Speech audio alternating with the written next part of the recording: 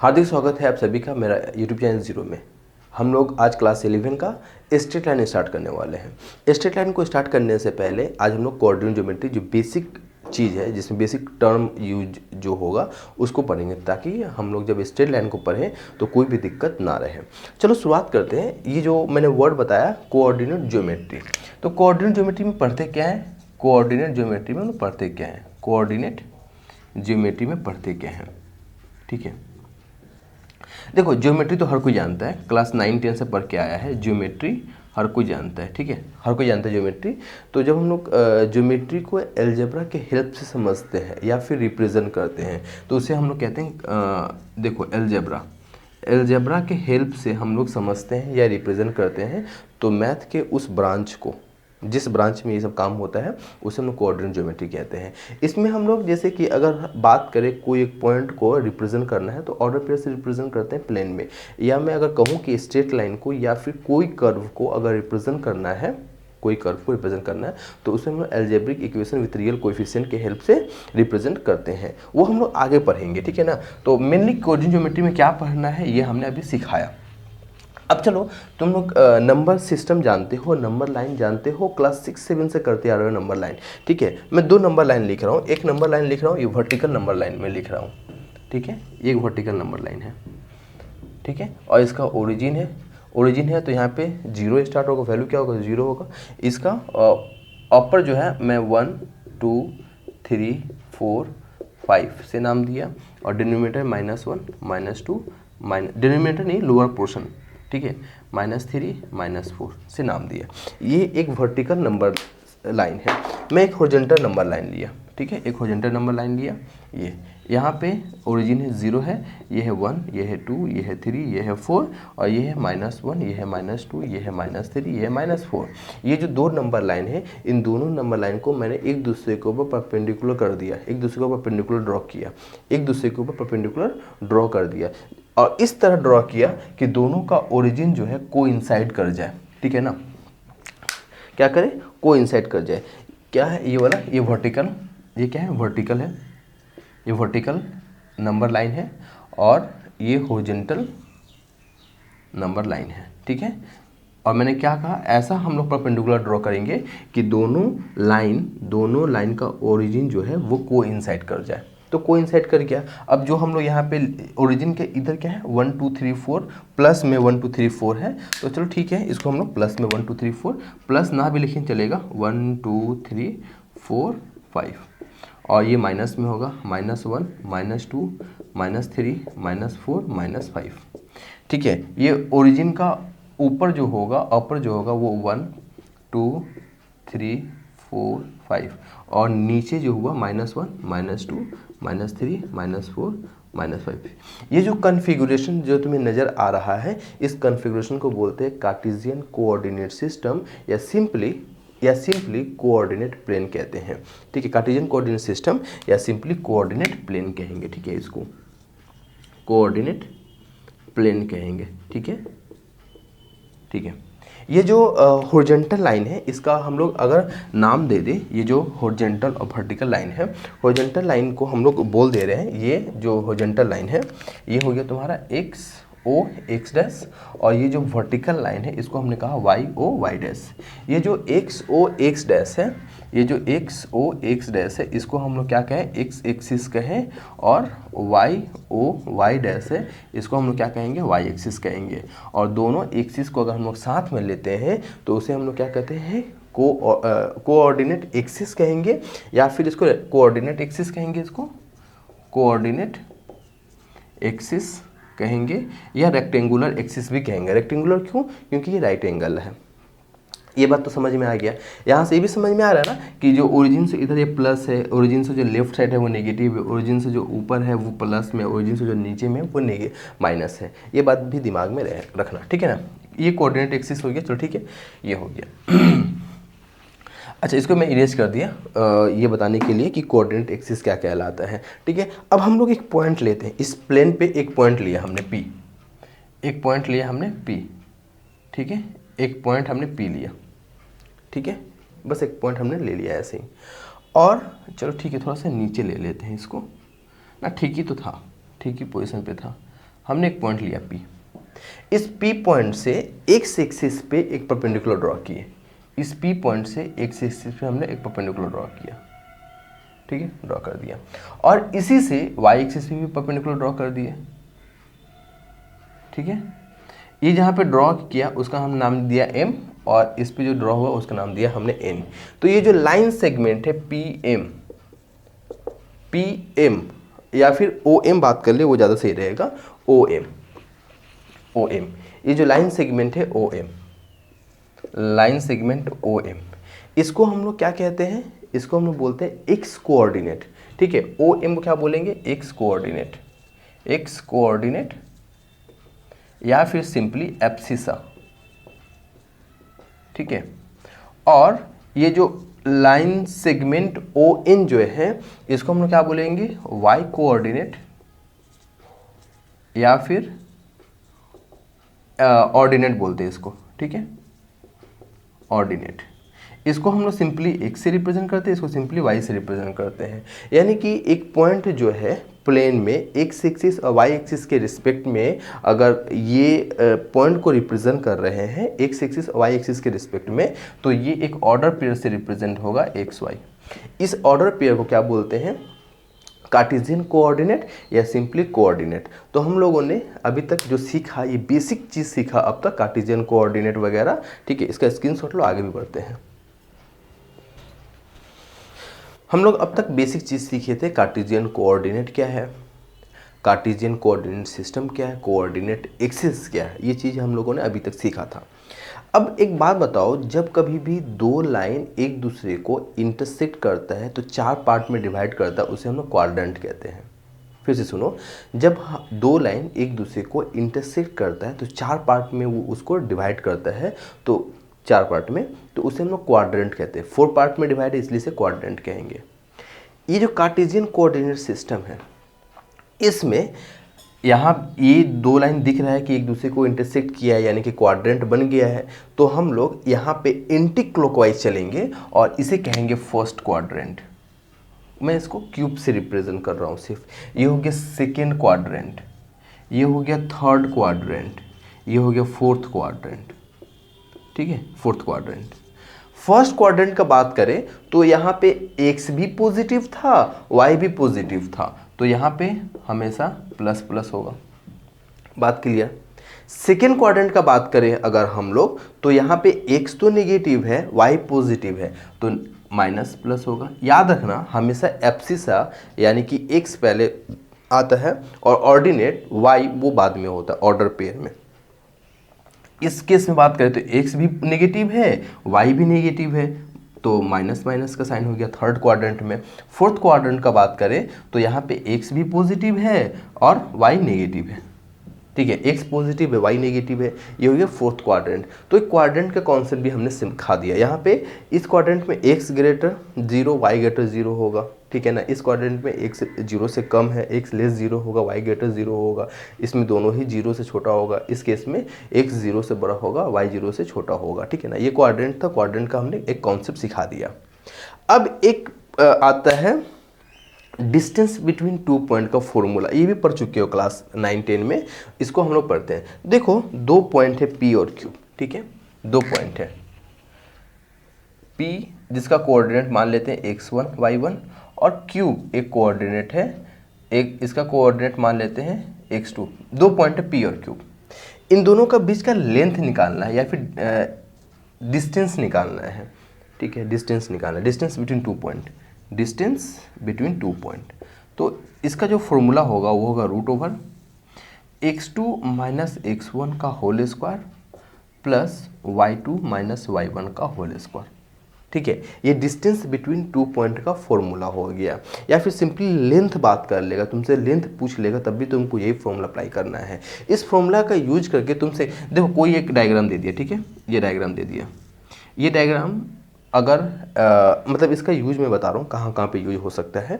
ये जो डायग्राम दिया हुआ है, ये डायग्राम क्या बोलते हैं इसको, ये जो डायग्राम है वो स्क्वायर है कि नहीं है, या रेक्टेंगल है कि नहीं है, या फिर रोम्बस है कि नहीं है, या फिर पैरेललोग्राम है कि नहीं है, ये क्वेश्चन पूछ सकता है तुमसे। अगर ये तुम्हारा स्क्वायर हुआ तो इसका चारों साइड सेम होगा, मतलब लेंथ में अगर बात करूँ, देखो ए बी सी डी, ये अगर स्क्वायर है, अगर ये स्क्वायर है तो हम जो लेंथ निकालेंगे ए बी का, हम जो लेंथ निकालेंगे बी सी का, हम जो लेंथ निकालेंगे सी डी का, हम जो लेंथ निकालेंगे डी ए का, वो सभी सेम होंगे। यानी कि A B is equals to B C is equals to C D is equals to D A. और अगर ये रोम्बस होगा तब भी सेम होगा। तो दोनों में अंतर क्या हो जाएगा, रोम्बस में और स्क्वायर में। तो याद रखना, स्क्वायर का डायगोनल का लेंथ जो है वो हमेशा इक्वल होता है, लेकिन रोम्बस का डायगोनल का लेंथ इक्वल नहीं होता है। याद रखना, स्क्वायर और रेक्टेंगल में क्या अंतर है, स्क्वायर और रेक्टेंगल में अंतर बस इतना का है कि स्क्वायर का जो डायगोनल है वो सेम होगा और रोम्बस का डायगोनल सेम नहीं होगा, और बाकी रहा साइड का तो साइड तो सेम ही होगा। ठीक है ना। अब बारी है रेक्टेंगल का। ठीक है, ये तुम्हारा तो पैरेललोग्राम हो गया, और तुमसे पूछ सकता है कि पैरेललोग्राम है या रेक्टेंगल है। तो सेम केस रेक्टेंगल का और पैरेललोग्राम का, इसका दो साइड, अगर मैं बात करूं ये रेक्टेंगल है ये पैरेललोग्राम है, तो ये जो दो साइड होगा मतलब वन पेयर लेंथ जो होगा वो सेम होगा, मतलब कि ये दोनों साइड सेम होगा और ये दोनों साइड सेम होगा। इस केस में भी ये और ये सेम होगा, ये और ये सेम होगा, तो दोनों में अंतर क्या है, वही सेम डायगोनल का अंतर है। ठीक है, ये तो बात समझ में आ गया। अब अगर मैं कह दूँ तुम्हें कि 3 पॉइंट कॉलिनियर है, और इस फॉर्मूला का यूज करके तुम्हें बताना है कि ये तीनों पॉइंट कॉलिनियर है, ए बी सी कॉलिनियर है। 3 पॉइंट मैंने कहा कि कॉलिनियर है। ठीक है, 3 पॉइंट मैंने कहा कि कॉलिनियर है, ए बी सी ये हमने कहा कॉलिनियर है। तो तुम जैसे कि क्या निकालोगे, ए सी निकाले और फिर बी सी निकाले और सॉल्व किए तो देखिए ए सी का आ गया। मतलब क्या चीज़, देखिए तुम ए बी का लेंथ निकाले, बी सी का लेंथ निकाले और ए सी का लेंथ निकाले, देखिए कि सेम आ रहा है। मतलब कि ए बी प्लस ए सी, ओ मैंने यहाँ पे गड़बड़ लिख दिया, ए बी होगा, सॉरी यहाँ पे ए बी होगा। ठीक है, A B plus B C is equals to A C. ठीक है, ये तरीका होगा। या फिर बी सी, मतलब कि बी सी, अब ए को इधर रख दो, B C plus C A is equals to B A हो जाएगा। पॉसिबल है, हमें नहीं पता ना कि वो किस ऑर्डर में है, तो मैं बी सी निकाला और सी ए निकाला और देखा कि ए बी हो गया। अब ये भी हो सकता है ना कि अब सी मान लो यहाँ पे, बी यहाँ पे आ गया। ठीक है, बी यहाँ पे आ गया, तो ये भी हो सकता है अब क्या कि C A plus A B is equals to C B. मतलब कि सी ए का लेंथ और ए बी का लेंथ इज इक्वल्स टू हो जाएगा सी बी का लेंथ। समझ रहे हो, ये कब होगा, जब तीनों पॉइंट, ये जो 3 पॉइंट जो है वो कॉलिनियर होगा। ठीक है, जब ये कॉलिनियर होगा तो इस केस में ये 3 केस बन सकता है। हमें नहीं पता कौन सा केस बन सकता है, वो क्वेश्चन दिया हुआ रहेगा। आज मैं क्वेश्चन नहीं कराऊंगा, सिर्फ मैं बेसिक बातें ही सिखाऊंगा। ठीक है ना, स्क्रीनशॉट लो इसका। अब देखो, मान लेते हैं कि ये ट्रायंगल दिया हुआ है। ठीक है, ये ट्रायंगल है। ठीक है, ट्रायंगल है और इसका कोऑर्डिनेट है x1 y1, बी का कोऑर्डिनेट है x2 y2 और सी का कोऑर्डिनेट है x3 y3। मैं तुमसे कहा कि इसका एरिया निकालो, 3 कोऑर्डिनेट दिया हुआ है, इसका एरिया निकालना है, area of triangle A B C. ठीक है, इसका एरिया निकालना है, तो क्या होगा, हाफ ये mod x1 into y2 minus y3 plus x2 into y3 minus y1 plus x3 into y1 minus y2। ठीक है, ये हो गया एरिया ऑफ ए ट्रायंगल का फॉर्मूला। ट्रायंगल का एरिया का फॉर्मूला। देखो, अगर हम याद करने की कोशिश करें, ये दिख रहा है, ये क्या एब्सिसा है, ये एब्सिसा है, ये एब्सिसा है। तो x1 एब्सिसा आया, तो यहाँ पे क्या है, ऑर्डिनेट है। ऑर्डिनेट क्या है, x1 का, और x1 में ऑर्डिनेट क्या है, y1 है। वो ऑर्डिनेट नहीं है, क्या है, y2 माइनस y3 है। यहाँ देखो x2 है, तो यहाँ पे देखो y2 कहीं नहीं है, y3 माइनस y1 है। और देख रहे हो क्या क्या देख रहे हो, ऑर्डर वाइज भी है, ये ऑर्डर वाइज भी है ना। देखो क्या था, y2 minus y3, y3 minus y1 और फिर y1 माइनस y2। चेक करो, y1 माइनस y2, देख रहे हो ना। ये क्या है, एरिया ऑफ ट्रायंगल का फॉर्मूला। अगर मैं सॉल्व किया इसको और सॉल्व करने के बाद आंसर 0 आ गया, ठीक है, तो हम क्या कहेंगे कि तीनों पॉइंट कॉलिनियर में है। ये एक और तरीका 3 पॉइंट कॉलिनियर में है जानने का। तो क्या हो जाएगा, x1 into y2 minus y3 plus x2 into y3 minus y1 plus और क्या है x3 into y1 minus y2 is equals to 0। जब ये तीन 0 अगर हो गया तो a b c are in collinear. इसको भी क्वेश्चन करेंगे हम लोग, ठीक है, एक ही क्वेश्चन करेंगे सिर्फ इसके ऊपर, ठीक है। ए बी सी कॉलिनियर में है, इसका प्रूफ करने के लिए यही तरीका है। या फिर सिंपली तुमको बोल देगा कि 3 पॉइंट कॉलिनियर में, क्वेश्चन बोल देगा 3 पॉइंट कॉलिनियर में then find the value of dash dash, जो भी दिया हुआ रहेगा उसका वैल्यू निकालना रहेगा। तो ये था। ये मॉड क्यों देते हैं हम लोग? क्योंकि जब हम लोग ट्रायंगल का एरिया निकालेंगे या किसी का भी एरिया निकालते हैं वो नेगेटिव नहीं होता है। हम लोग सिंपल क्या जानते हैं कि मॉड जो होता है वो नेगेटिव को पॉजिटिव वैल्यू देता है। अगर हम लोग -3 मॉड का बात करेंगे तो +3 आएगा। समझ रहे हो ना? क्वेश्चन करते हैं एक, किसके ऊपर? कॉलिनियर के ऊपर। स्क्रीनशॉट लो इसका। देखो ये बोला है कि 3 पॉइंट कॉलिनियर है, then find the value of k. ये ए पॉइंट है, ये बी है, ये सी है। हम लोग अभी पढ़े थे क्या, 3 पॉइंट कॉलिनियर अगर हुआ तो उसका फॉर्मूला क्या होगा? x1 into y2 minus y3 plus x2 into y3 minus y1 plus x3 into y1 minus y2 is equals to 0। ये पढ़े थे ना अभी हम लोग। तो अब हम लोग बात करें x1 का, तो x1 क्या है? k है, k रखा हमने यहाँ पे। y2 क्या है? y2 क्या है? देखो तो यहाँ पे 2k है, 2k। y3 क्या है? 6 माइनस 2k है, तो यहाँ -6 प्लस 2k। x2 का बात करेंगे तो x2 क्या है? -k plus 1, -k plus 1। y3 क्या है? 6 माइनस 2k और y1 कितना है? 2 माइनस 2k, तो माइनस माइनस प्लस हो जाएगा, ठीक है ना। x3 का बात किया जाए तो x3 क्या है? -4 माइनस k। y1 का बात किया जाए 2 माइनस 2k, y2 का बात किया जाए 2k इज इक्वल्स टू 0। कोई दिक्कत है क्या यहाँ पे? नहीं है ना। अब इसको सॉल्व कर लेते हैं। k 2k plus 2k 4k minus 6, यहाँ पे क्या आ जाएगा? -k प्लस 1 और ये 2k तो कट गया, 6 माइनस 2 क्या हो गया? 4। यहाँ पे क्या आएगा? -4 माइनस k और ये क्या होगा? 2 minus 4k is equals to 0। अब इसको हम लोग प्रोडक्ट करके सॉल्व कर लेते हैं। 4k इंटू के 4k स्क्वायर 6k और 4 इंटू के 4k और 4 इंटू 1 4, 2 इंटू 4 -8, 2 इंटू के -2k है ना, -4k इंटू माइनस प्लस 16 के और minus into minus plus 4k square is equal to 0, ठीक है। 4k square 8k square. देखो यहाँ 4k स्क्वायर, यहाँ 4k स्क्वायर। अब 6k plus -6k -4k -10k -2k -12k 16k चला जाएगा तो 4k, 8 से 4 चला गया -4। इसमें से क्या कॉमन लेते हैं? 4 कॉमन ले लेते हैं अगर हम, तो 4 कॉमन ले लेंगे तो क्या बचेगा?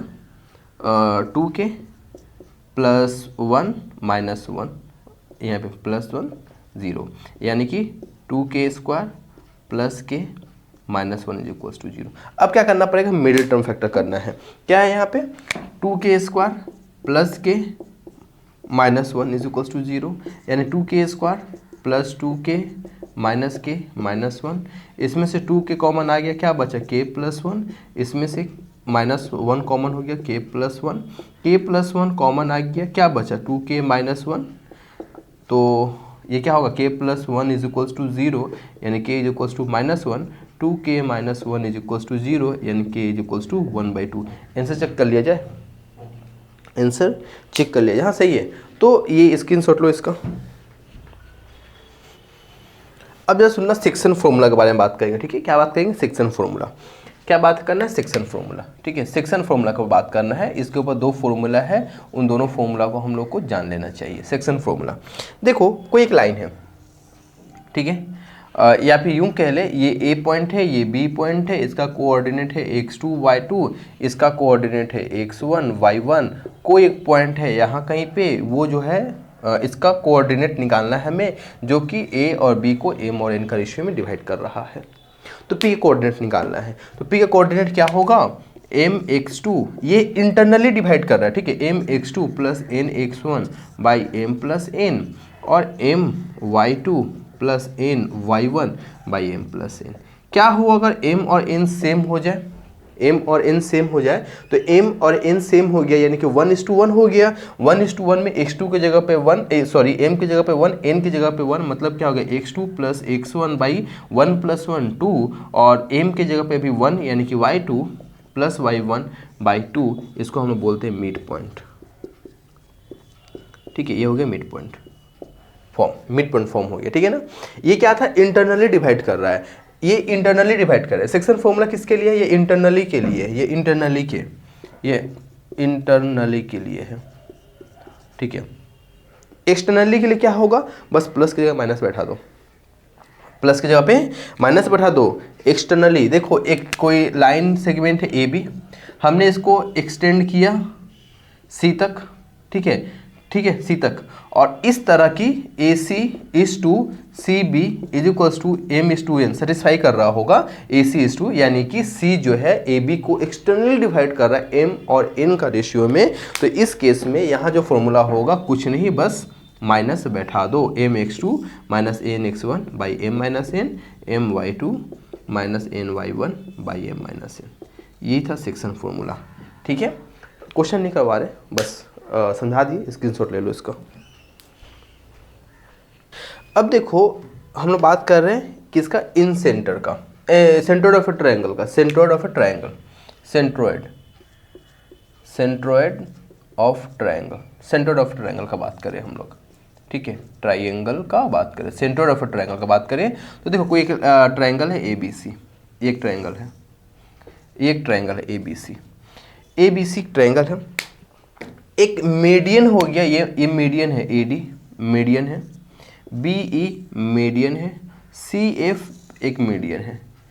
ठीक है, तो ये जो मीडियन जिस पॉइंट पे मिल रहा है उसको हम लोग बोलते हैं सेंट्रोइड ऑफ ए ट्रायंगल, यानी कि ट्रायंगल का जो मीडियन होते हैं जिस पॉइंट पे मिलते हैं उसे हम लोग बोलते हैं सेंट्रोइड ऑफ ए ट्रायंगल। और ए का कोऑर्डिनेट अगर है x1 y1, बी का कोऑर्डिनेट है x2 y2 और सी का कोऑर्डिनेट है x3 y3, तो इस सेंट्रोइड ऑफ ए ट्रायंगल का कोऑर्डिनेट क्या होगा, तो कुछ नहीं, x1 plus x2 plus x3 y3, y1 plus y2 plus y3 y3, ये हो गया सेंटर ऑफ अ ट्रायंगल।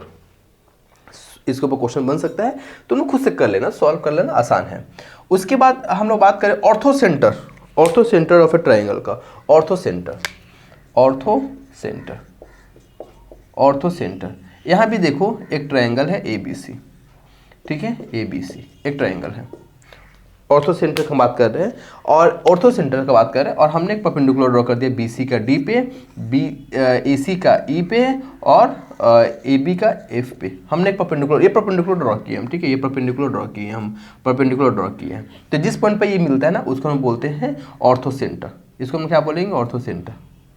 ठीक है, क्या बोलेंगे, ऑर्थो सेंटर। ऑर्थो सेंटर हो गया। अब एक फाइनल है इन सेंटर। ऑर्थो सेंटर इरेज कर दे रहे हैं, ये सिलेबस में तुम लोग का नहीं पढ़ना है, बस मैं ऐसे बता दिया। ये जब मैं सेंट्रोइड बता रहा था सोचा ऑर्थो सेंटर भी बता दे। ऑर्थो सेंटर क्या है, जब परपेंडिकुलर ड्रॉ करते हैं तीनों साइड पे, तो जिस पॉइंट पे परपेंडिकुलर मिलता है वो हो गया ऑर्थो सेंटर। अब है इन सेंटर, इसके ऊपर एक क्वेश्चन हम लोग करेंगे। ठीक है, इन सेंटर क्या हमने कहा, इन सेंटर का बात कर रहे हैं। ठीक है, क्या बात कर रहे हैं, इन सेंटर का बात कर रहे हैं। देखो ट्रायंगल है ए बी सी।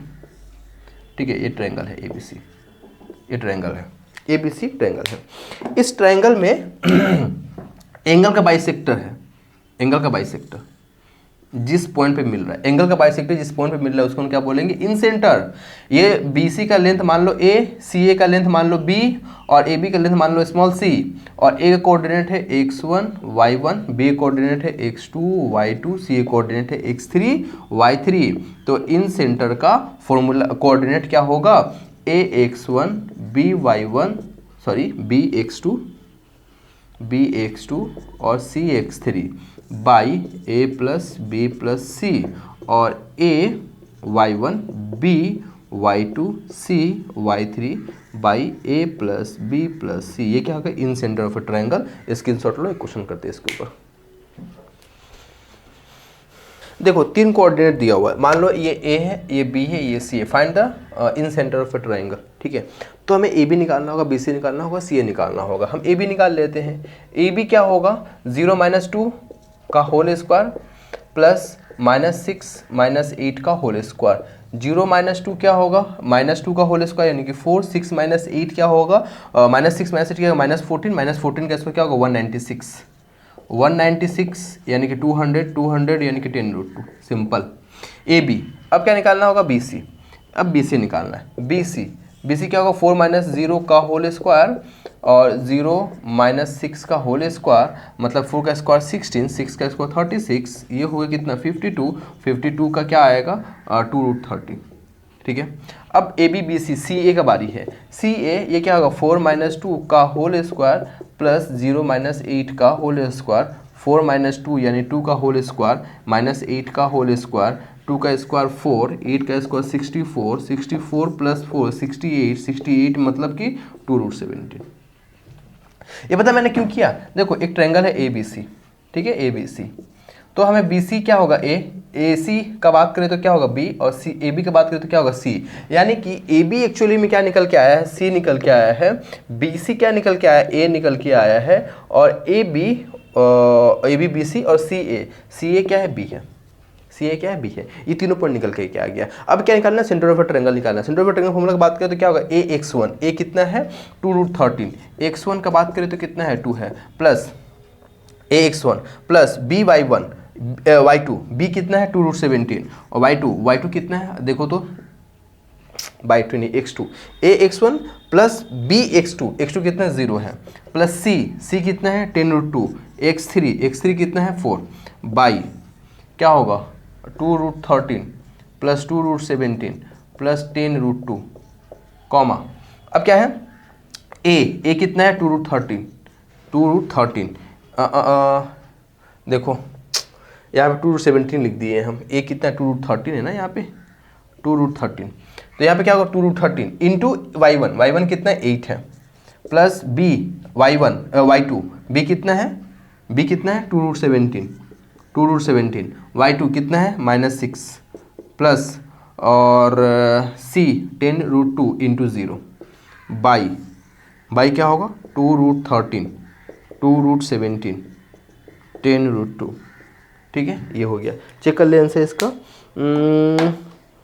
2√13 2√17 10√2, ठीक है, 2√13 इंटू 2 2√17 10√2 इंटू 4 8 -6 और 0, ठीक है। यहाँ पे मतलब मैं इसको पूरा सॉल्व नहीं किया, प्रो तुम लोग खुद से कर लेना सॉल्व। ये सेंटर ऑफ अ ट्रायंगल है, यहीं से अगर तुमसे पूछ देते हाँ नहीं ये इन सेंटर निकाले हम, अगर यहीं से पूछ देते सेंटर ऑफ अ ट्रायंगल निकालना तो थोड़ा सा कॉम्प्लिकेटेड होता, तुम लोग खुद से कर लेना, ठीक है। मिलते हैं नेक्स्ट वीडियो में।